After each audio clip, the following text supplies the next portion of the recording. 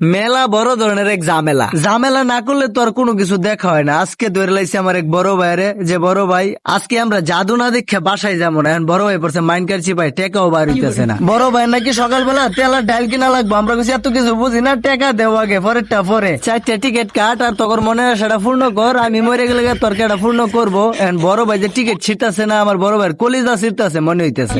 হাতে অবশেষে পাইয়ে গেলাম টিকিট। এখন দেখি ভিতরে যায় কি আছে। ভিতরে যাওয়ার আগেই তো তারা যে নাটক করছে আমাদেরকে ঢুকাইতেছে বাঘের খাঁচাই। তারপরও ঢুকছি, টিকিট জন কাটছি, না ঢুকে তোর যাবো না। ভিতরে পরিবেশ দেখে আমার মাথা গেছে নষ্ট। ও মা, ভিতরে ঢুকে দিই তারা জাদু অলরেডি দেখতেছে, ওই যে ফাঙ্কা বাবা হইতেছে ভাই আমার, কি সুন্দর জাদু। বাবা বাবা, হাতের তালি দাও। নবাবের মতন বইছে, আমার মতো কতটি পাগল, ওই যে দেখেন। আর জাদু এন্দা শুরু করেই দিছে ভাই আমার। জাদু দেখে তো আমার মাথা গেছে নষ্ট।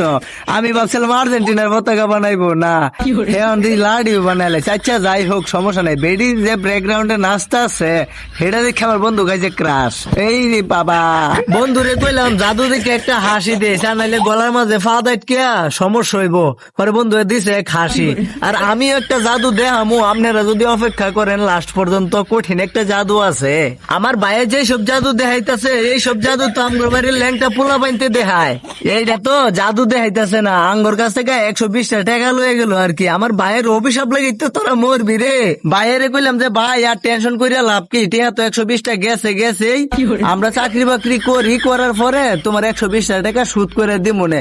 এর সে বড় জাদু তোমার দেখামু কোনো একদিন। বড় ভাই কই তগর কথা আর ব্যাঙ্গের ছাতার মাথা।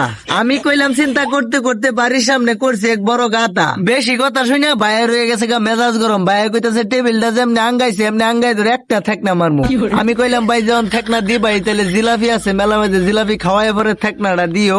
ভাইয়ে কয় কি আজকে নাকি আম করে জিলাপির কয়ারের মাঝে নিয়ে ছাড়বো। কথা কইলে খালি কথা বাড়ে, আমি আর কথাই কমবো না।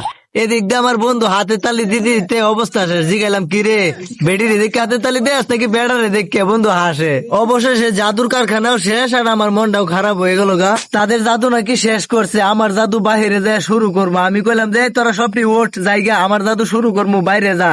তারা সবাই লাইন ধরে বেড়া বেড়ি একখানো আড়া শুরু করছে, কোনো সিরিয়াল নাই। আবার সবাই সাবধান করে দিলাম যে বাচ্চা বুচ্চা যাতে পারানো ফালায় থুয়ে না যায়, নাহলে হেটাও জাদুকর হয়ে যাইবো গা। আমরা বাড়িলাম সবার শেষে, দেখাম আমি জাদু, লাউয়ের বানাইম কদু। কইলাম যে তোরা দুটা খারো। তখন তো আগে কইছিলাম যে দেখাম আমি জাদু, আর জাদুটা দেখে কোনো টিয়া পয়সা দিন লাগতো না। এই যে দেখ মুড়িটা পাচ্ছি, এ ফুদে তুই, এই তুই ফুদে, আবার ফুদে, আবার ফুদে। জাদু দেখে তারা হাসতে হাসতে শেষ। এখন কইতেছে তারা নাকি বন্দুক চালাইবো। আমি কিছু চালা বন্দুক, আমাদের কাউরাইত গয়েশপুর যে এত সুন্দর মেলার আয়োজন করছে তা তো জানতাম না। আর হ্যাঁ, জিলাপি ঠান্ডা হয়ে যাইতেছে।